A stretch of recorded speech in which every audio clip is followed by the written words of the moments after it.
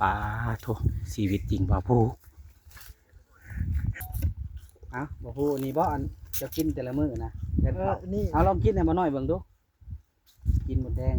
แทนข้าวพี่น้อยบ่น้อยก็บ่ได้มาหาเพิ่นหลายวันแล้วเป็นเดือนปลายๆแล้วกินให้เบิ่งดูกินนี่แซ่บเฉยโอ้ส้มบ่แหละ สิบ่ซะส้มก็กินได้บ่ซะ กินแทนข้าวอ่ะมีฮอดไข่แล้วงานเอากินให้เบิ่งอีกดูกินให้เบิ่ง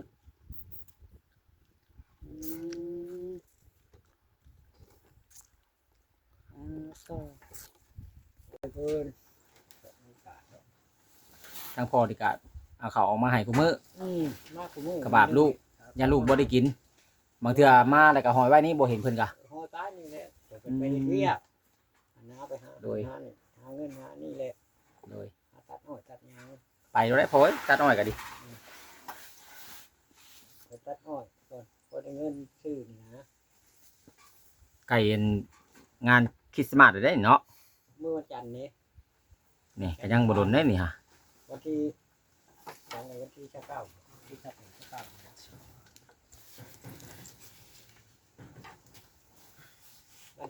นั่งทางไหนบ่อยู่บ่ฮู้ เอา สบายดีบ่ฮู้ สบายได้สบายดี อ๋อเต้อ ยังจำได้อยู่บ่ว่าแอนนี่ บ่ได้เห็นกันแต่โดดแล้วยังจำกันได้อยู่เนาะ จำได้ จำได้ดีเนาะมาวันนี้ผมจนยาวอ๋อเต้อบ่ได้เห็นกันจักมื้อแล้ว เดือนหนึ่งแล้ว เดือนหนึ่ง แม่นบ่ กว่าแล้วได้ค่อยว่าบ่ฮู้สบายดีเป็นทางการเด้อบ่ฮู้เด้อ สบายดี เราได้หอยเครื่องคูดำมาต้มจิ้มกินแทนข้าวจนเบิด หอยยังน่ะบ่ฮู้ หอยจูบ หอยจูบได้มาได้ไสน่ะ หอยละมุนเลย หอยละเมินอ๋อก็คือกินน้ำกินอาหารบ่ย่านเป็นโรคนั่นโรคนี่บ่กินน้ำอาหารน่ะ บ่ยะ มีบ่โรคอาหารจ้ะวะ บ่มีเลย บ่มีอ๋อ น้ำค่ำบ่จะกินน้ำมันมีปุ๋ยได้เนี่ยนะ ปุ๋ยบ่เป็นเลยบ่มีนะ ปุ๋ยก็บ่มีอีก บ่ โอ้ แซ่บบ่ แซ่บอยู่ แสบเซยอ๋อคันค่อยนี่ค่อยบ่กล้ากินได้น้องบ่น้อยเนาะ แม่นแล้วบ่กล้า ยินไปกินแบบนั้น เขาปลูกอ้อยนี่เขาใส่ปุ๋ย แม่น เขาใส่ลายได้ดินเขียว จะเห็นบ่ดินเขียว เห็นบ่ เห็นอยู่ แต่ก็กิน แต่ก็กินเนาะจักสิว่าเนี่ยใดบ่น้อยเห็นก็ได้ มันเลือกบ่ได้เนาะบ่ฮู้ แม่นแล้ว คันบ่กินผัดบ่มีหมดกินเนาะ บ่กินก็ กิน จะ ได้เลยนะ คันว่าบ่กินก็อยู่บ่ได้เพราะว่าบ่มีเงินซื้อเนาะ แม่นแล้ บ่ ว มีเงินซื้อน้ำอนามัยกินเนาะ แม่นแล้วน้ำสางก็แซ่บ ทุกทางก็แซ่บน้ำอันนี้ก็แซ่บ แซ่บ น้ำอนามัยแห้งแซ่บ ข่อยบ่ได้มาหาเจ้านี่จักเดือนแล้วนี่ได้แล้วบ่2 เดือน เดือนปลาย เดือนปลายเกือบ2เลยเนาะแต่มากับเสาแหล่เอาข้าวมาให้เจ้ากับขนมแต่ช่วงฝนตกพู้นเนาะ แม่นแล้ว ก็บ่ได้มาหาเพิ่นอีกพี่น้องเอ้ยมาหน่อยก็ได้ เหมือนก็คือกันแหละนวดก็ยาวแท้ของมือนี่นะ ยาว เออ แต่ว่าได้หากับงมมึงว่าหนวดยาว เห็นคนต้อง เออ ฮักฮู้จัก หากฮู้จัก ในเยื่องอยู่บ่แหวน บ่เลย ว้าวเพียงก็ได้ฮักฮู้จัก เด้นี่แหวนในรถไปเยื่องไหม ไปเงี้ยมึง เงี้ยงนะ ไปเงี้ยมึงตัวเองปะนะปะนะ ตกใจเด้เห็นหน้าตัวเอง ปะนะไปเงี้ยมึงนะ ยังบ่เคยเห็นเด้แหวนรถไปเยื่องมึงดูหนวดเจ้ายาวเลย เงี้ยงแล้วเงี้ยมึงหนวดไม่มาเห็น ไปเบิ่งดูไปไปนะไปเบิ่งบ่ฟูเบิ่งนวด ผม ก่อน เล่าช่วงน้ำพอน้อยมาผมเล่าบุญมี บ้างเนาะ เบิด บ่ได้พบลักษณะเดี๋ยวค่อยกินมาอาบน้ำไหลอ้อยก่อนค่อยพี่นวดพี่ผมหน้าอุ้ยเป็นจังไดน่ะฮะว้าวมาเบิ่งแหวนอีกเงี้ยงแล้วเห็นเลยโอ้เป็นจังไดน่ะไปนั่ง ตกใจว่าแหละ เป็นจังได หน้าแก่ หน้าแก่ลายอ้าวก็อายุหลายขึ้นแล้วเนาะเห็นนี่บ่หนวดตัวเองนะ เห็นแล้ว เป็นจังได ครึ่งเลยมึง ฮะ เห็นแล้ว เป็นจังได ส เป็นยังไง หล่ออยู่บ่ เดี๋ยวผมเราเดี๋ยวนี้ ดกเลยเนาะดีเนาะ ตอนนั้นล่นจนเบิดเลยพี่น้องเอ้ยเจ้ากินก้อยบ่กูมื้อนี่ บ่ได้กินเลย กินข้าวบ่ กินหอยกินหยังก็สิก็กินข้าวเลย จังพ่อผมเราจังป่งแล้วแต่เก่าตอนบ่น้อยมาถ่ายคลิปแรกๆนะหัวเรานี่บ่มีผมเลยพี่น้องเอ้ยกับเท่าแหล่ผ้าห่มกระตุ้มอยู่บ่ซื้อมาให้นะแต่เฮิงล่ะ แล้ว สาดฉีดกับปูนอนอยู่บ่ ปูอยู่ เสือก็บ่ใส่บ่น้อยเอามาให้ก็หลายเติบเสือก็ได้บ่เห็นบ่เห็นเอามาให้กับบ่เห็นเราใช้นำบ่เห็นเนาะ ยังบ่ได้ใส่ ใส่อยู่ ใส่อยู่บ่ เดี๋วมันขาดก่อน อย่ามันขาดเราเอาไว้ เอาไว้ก่อนนะ แพงไว้เนาะ เอาตัวมันใหม่เอาไว้ เด็ก เรา พี่น้อง อะ เอ้ยมาหน่อยนี่ บ่อย่างแท้นี่ มาเราก็ตุ้ย มันบ่ปุยช่ำบ่โพกินน้ำบ่นี่ บ่ขอบ่ได้เอานะนะ บอกของไผมาปอกดูบอกของไผปอกให้กินนะบอกของไผ หามีดก่อน ใส่ ผ้า ให้ มันใช่ผ้าหรือปลาพู ใส่อ้ายใหญ่ได้ ถ้า เนาะ อยู่เทิงนั่นแหละ กดติดหาเขาเด้อ ผมเราปกเกิดลายลี่ผมเรานี่หนาเราก็แดงให้พี่น้องเอ้ยบุคือตอนนั้น มักผู้สาวนะ แน่ จัง มา หน้า เบิ่ง แด กล้อง งดูบ่ฮู้แล้วเบิ่งแว่นมาแล้วบ่เบิ่งฮอดกล้องบัดนี้เนาะ แม่จะมีผู้ใหญ่เพิ่น โอ้โห อยากเห็นแนมมาเบิ่งกล้องพี่ปิดหน้าแนมเว้านำกันพี่นี่แหละพี่น้องเอ้ยบ่พูดก็ได้อยู่ผู้เดียวงอมแงมๆอยู่ไปหาอยู่หากินหาใส่เบ็ดใส่ก้างนี่แหละตามป่าตามสวนหยอกสวนยางไปแต่ละมื้อ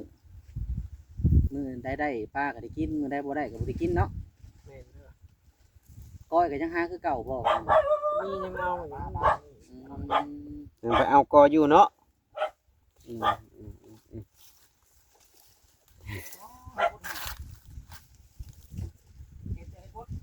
ีหอยบดแห้งพวกเอามาให้ได้เห็นบดแห้งนะบ่เอามาให้ได้เห็นบดแห้งนะ เอามาแข่งเลย กินได้บ่ ได้ เฮ็ดได้ก่อนสิกินเฮ็ดบดแห้ง ต้มก็เลยเลย ต้มเลย ต้มเลยกับใส่น้ำก่อน เออต้มแล้วก็สุบเลยเนาะสุบเคยสุบอยู่บ่ เคยอยู่ ใส่บ่ผัก ใส่อยู่ มันก็บ่ได้ใส่นะ ใส่กระชายใบเป็นต้นมันได้ใช่พัก ยังบ่ได้ใส่หอมผักบัวผักหอมอันนั้นบ่จัง แพรวเนาะ แพรวผักอันนั้น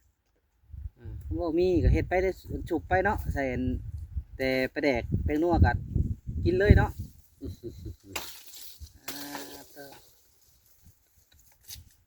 เพิ่นบ่ได้มาจ้างบ่ตอนออกตอนออกมีคนหาบ่อยู่ผู้เดียว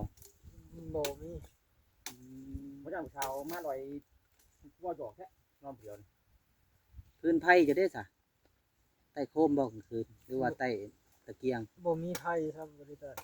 บ่มีหอดไผ่ บ่มีไผ มืดแล้วก็คืองมกินข้าวกินน้ำนั่นเนาะ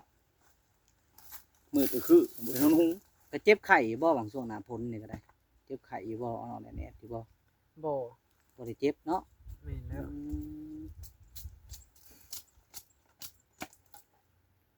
เจ็บไข้นี่แหละคนเฮาพี่น้องเอ้ยเฮ็ดจังหวะจังใดคนเฮามันเลือกเกิดบ่ได้มีแต่สู้กันไปเนาะบ่พู เดี๋ยวเกิดบ่ได้บ่ มาเห็นแล้วก็มาเห็นแล้ว ได้กะ ว่าได้บ่เนาะกี่ต้นแล้ว เจ้าจะให้บ่น้อยอีตัวนี้จะไข่น้ำรถ มามื้อนี้ก็มากับบ่แอนพี่น้องเอ้ยบ่แอนสตูดิโอ บ่ของไผบ่ได้มาเนาะ บ่ NOA บ่ ได้เข้าในบ้านอยู่บ่ บ่ ได้เข้าอยู่บ่ในบ้าน บ่ได้เข้าครับ บ่ได้เข้า เอาอยู่บ่นี่บ่ N เบิ่งเด้อบ่น้อย อ้อยนี่ มีอยู่บ่เงินบ่น้อยคือเงินมาอยู่บ่ได้เงินละสิ ผมกินตัวนี้มันแดง เอามาจ้ะปอกเลยจ้ะ จะกินลำใหญ่ๆไหมอร่อย บ่น้อยก็ถือเฮ็ดติดธงมานี่ 10,000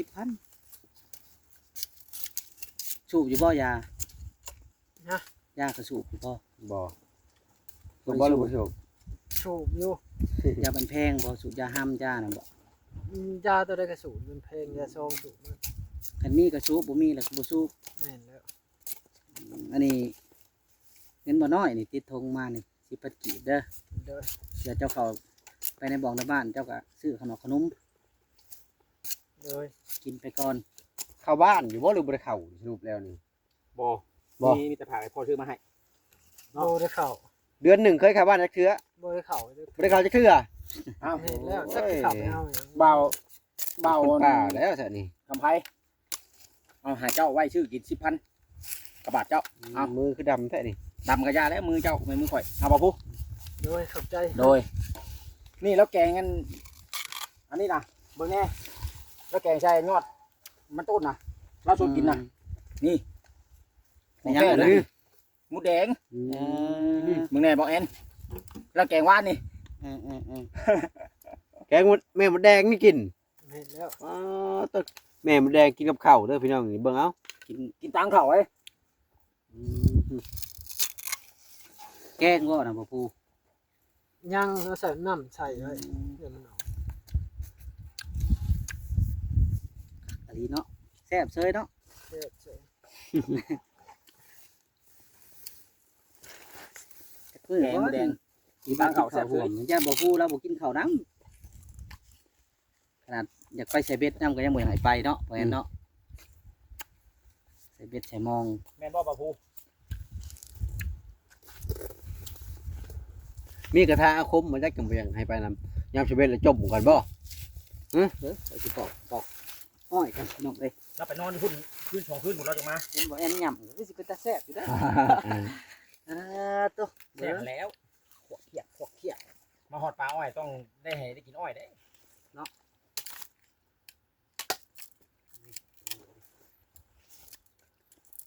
เบิ่งว่าผู้ไปนำกินอ้อยไปนำพี่น้อง ปลาพูเราอยากอ้อยเนาะอยากจะว่าปลาพูอ้อยนะ เจ็บลิ้นได้กินอ้อย เคยกินด้วยนะ กินตลอดอ้อย โอ้ยแล้วเนาะ ให้แล้ว อิ่มแล้วกินตลอด นี่เห็นเนื้อปั่นผักอยู่ได้นี่เนาะ ครับ ทอดปลาตุ๊กแห้งๆย่างกินมีบอลในปั่นเพื่อนนะบ่มีเลยนะจ๊ะซื้อน้ำก้อนมาใส่กินนี่มีแห้งยาวจักบ่น้อยขับเล่นปลาปลาชิบแล้วน่ะเนาะอยากเลยกินน้ำอยู่ได้เลยนี่ ก็มาได้หิวน้ำแล้ว น้ำปลาพูตักมาได้คำกล้ากินกันก่อนกล้ากินก่อนน้ำแดงยับ เสื้อโลก เชื้อโรคเป็นล้านโตเนาะ 199โต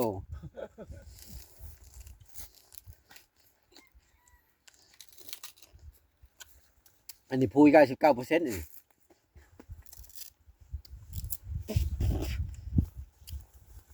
คักๆพี่น้องเอ้ย เป็นตักมาอยู่ในนี่เป็นแดงกระตุกบ่แม่นกระตุกนั่นอื่นอันอะไรเนี่ยขี้เมียงแต่เรา ขี้เมียงน้ำ เบิดแล้วเราก็ไปตักอีกเบิดมาแล้วก็ ว่าง่ายๆกับผ่าน้ แม่น สลากน้ ำมันนำคำเลยหายใจกระตุกหัวเชือที่เบิ่งมันขาว เราหายแต่ตั้งปีแล้วนะตั้งแต่เราออกมาอยู่นี่จนแดงกระตุกนะนำคำมันโอบ ำบ่ผู้ โดย ข่อยมีเรื่องสิมาบอกเจ้า เรื่องดินดอนตอนหญ้าหั่นแหละ เห็นแล้ว สรุปแล้วตอนนี้น่ะ บ่ได้ คือสิบ่ได้แล้ว โดย เสียใจอยู่บ่ บ่ บ่เสียใจ เห็นแล้ว ในเมื่อบ่ได้เป็นของตัวเองแล้วสิไปอยู่ไสบัดนี้หลังจากที่เพิ่นบ่ให้อยู่ในนี่แล้วบัดนี้ จักแล้วหาอยู่หากินไปซะเปล่า สิไปอยู่ตามป่าในร่อนแบบสิเลยบ่บัดนี้น่ะ เออ อย่างน้อยก็มีเฮือนมีชานเป็นของตัวเองก็ยังโอเค แต่ว่าอันนี้บ่ได้แล้วก็บ่ได้เสียใจเนาะ เห็นแล้ว ได้ก็เอาบ่ได้ก็อย่า เห็นแล้ว เออ บ่ได้เสียใจจังดิ บ่เสียใจ บาพูนะ เฮ็ดให้ก็เอาบ่เฮ็ดให้แล้วก็อย่าเนาะ เห็นแล้ว บ่ได้แล้วก็อย่าเนาะพี่น้องเนาะก็จักสิว่าจังได เพิ่นบ่ให้อยู่นี่ก็ไปหาอยู่ตามป่าตามดงเราอ่ะ มีแต่ไปเข้าอยู่ป่าเลยบัดนี้เนาะ เห็นแล้ว ทำนกบัดต่อไป ก็ต้องบอกเพิ่นเนาะพี่น้องแต่ก่อนก็แต่ว่าได้ส่องหาดินหาดอน แต่ว่าบัดนี้ก็บ่ได้แหละก็ต้องบอกความจริงเพิ่นเนาะบ่น้อย โดย ถ้าว่าเฮาบ่บอกให้บางทีบางคนเพิ่นอาจจะรอคอยได้เนาะ แม่น แม่น ว่าเป็นหยังแต่ก่อนคือว่าพาเราหาดินดอนต้นหญ้าอยู่ว่ะแต่บัดนี้คือว่าเงียบไปซื้อ หลายอยู่ได้บ่แอนเด้ แม่นเพิ่นก็ถามมาหลายอยู่ เพิ่นอยากเบิ่งอยู่ ในเมื่อมันบ่ได้แล้วก็ บ่ได้เนาะ บ่ได้ให้แล้วเนาะพี่น้องเฮาก็จักสิว่าจังได๋ น้อยก็เบิด ปัญญา บ่ทนทางสวย คื คือ อ กั กัน น ทางได้แต่มาถ่ายคลิป ให้ทาง FC หรือว่ามีผู้หลักผู้ใหญ่เพิ่นเห็นเลยก็ให้เพิ่นเบิ่ง แม่น เฮาก็ได้แต่ แต่อัปเดตให้เบิ่งนี่แหละ แม่น สถานการณ์หรือว่าชีวิตของเรา โดย ปัจจุบันเป็นจังไดเป็นจังไดก็แบบนี้นี่แหละเนาะพี่น้องอยู่ตามเคย สุดแล้วแต่วาสนาสำเพลงนั่นแหละ แม่น ชีวิตเกิดมามันบ่แน่นอน มันจะเป็นเพลงนี่เนาะ วรรณกรรม อืมเกิดบ่ได้ แต่ว่าเมื่อหน้าเพื่อในคันได้ก็ ก็ดีใจนํเนาะ ดีได้ใจน้ คือบ่อันนี้แล้ววาสนาก็จังงั้นได้จังจะได้ขี่รถใหญ่สู้ วาสนาบ่าวกับไพ่นี่พ่อได้ตะขี้หาพ่อได้ครับ อันนี้ก็สุดแล้วแต่วาสนาคือกันอันนี้ก็เลยชีวิตเกิดมาบ่แน่นอนอีกก็บ่เห็นก็บางทีเมื่อมื้อแรกนี่ถึงเลข7โตวก็เป็นไปได้ มื้ออื่นแมลงบ่มีแมลงมื้ออื่นบ่มีเลข6โต ค่อยคือ7โตว ำข้าวน้ำเบิดแล้วบ่ข้าวกิน เขากินน่ะ ยังอยู่บ่ บ่มี เป็นแล้ว บ่มี เบิดแต่หึงแล้ว หมดแล้ว เจ้ากินยังเช้าๆนี่กินข้าวบ่หรือว่าเบิดเช้านี้ บ่ได้กินข้าวซะ เจ้ากินกับยังเช้านี่ กินหอยใช่ไหม กินแต่หอย กินหอยแทนข้าวโอ้ยเนาะ ว่านี่กินแกงหมูแดงใช้ใบมะต้นแค่นเข่าเราอะ โอ้เมื่อวานนี่กินนั่นหมูแดง แกง ข้าวนี่บ่ได้กินจักทิศแล้วข้าวนี่ บ่บ่กินมื้อละเทื่อเลย ข้าวเขาเบิดเติงแล้วเนาะ กลัวฮอดปลาชิงบัดปลาชิงเนี่ยว่ากินไข่มื้อละ10หน่วย อันนี้กินหมูแดงแกงใช้ใบมะต้นแค่นเข่าแนวเราบ่มีได้นี่นะ คือว่าจักสิหวานอะไรเนาะเฮาไปกินข้าวคาบหนึ่งก็ยัง ใหญ่อยู่เนาะ อ่าเขาอยากข้าวตอนนี้เขาเจ็บกระเพาะนั่นนี่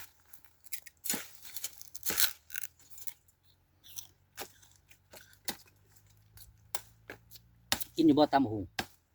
เงินนะฮะ ตำหุงสุกหุงเหิมได้ กิน เมื่อไรตำหุงเนาะใช่แหละตำไปกินพี่น้องเอ้ยยังบ่ได้กินข้าวได้ยังบ่ได้กินข้าวเพลนข้าวเที่ยงข้าวเช้ากินไป ไปก็ดีกินตำบักหุ่งกินตำบักหุ่งหน่อยหนึงชิมเบิ่งมันบ่เป็นหยังจะกินหลายป่ะ เอาพี่น้องเอ้ยกับมาฮอนนี่ก็หลายนาทีเลยได้พี่น้องกับบ่แอนกะสิได้ลำลาย FC ไปก่อนเลยได้ ยาวพอสมควร เพ เนาะ ราะว่ามานี่ก็อัปเดตให้พ่อแม่พี่น้อง FC เบิ่งว่าหลังจากที่บ่ได้มาเดทบ่ฮู้ว่าเราเป็นจังไดเนาะพี่น้องเนาะก็คือปัจจุบันนี่ก็คือเก่าเด้อพี่น้องเอ้ยส่วนแม่นว่าเรื่องดินดอนตอนหญ้าน่ะก็บ่ได้แล้วเนาะพี่น้องเนาะแต่ก่อนก็ยังมีหวังแต่ว่าปัจจุบันนี้ก็เบิดหวังเนาะพี่น้องเนาะแล้วคือว่าจังไดก็ขึ้นกับ บ่เป็นห วั ยัง ฒ เนาะ นา บ่ ของแต่ละ บ่ คน ได้เสียใจ เนาะพี่น้อง ดีเนาะ เนาะ แม่นแล้ว แต่ว่าบ่พูดแล้วก็ บ่บ่ได้เสียใจพี่น้อง พี่น้องเนาะแล้วก็ได้ก็เอาบ่ได้แล้วก็ยากพี่น้องเนาะเอาก็มีแต่ว่าถ้าว่าพ่อแม่พี่น้องที่คนใดอยากช่วยเหลือเรื่องข้าวเรื่องน้ำบ่เรื่องอาหารการกินเนาะพี่น้องคือปัจจุบันนี่ก็ น้ำกิน กินหมดแดงแทนข้าวเนาะพี่น้องเนาะอันอยู่น้ำกินก็คือบ่แอนพาไปเบิ่งในต้นคลิปอะไรเนาะพี่น้องก็คันนั้นแหละเนาะพี่น้องบ่ที่เราอยู่แล้วกินเอาก็ขอตัวลำลาพี่น้องอีกก่อนไปพบกันคลิปหน้าอีพีไหนเด้อพี่น้องไปก่อนจะดีมีแฮงว่าสู่คน สบายดี บ่สบายดีเด้ บ่สบายดีอีก จบแล้ว เข้านี่ เอาสดก่อน โอ้ยเนาะ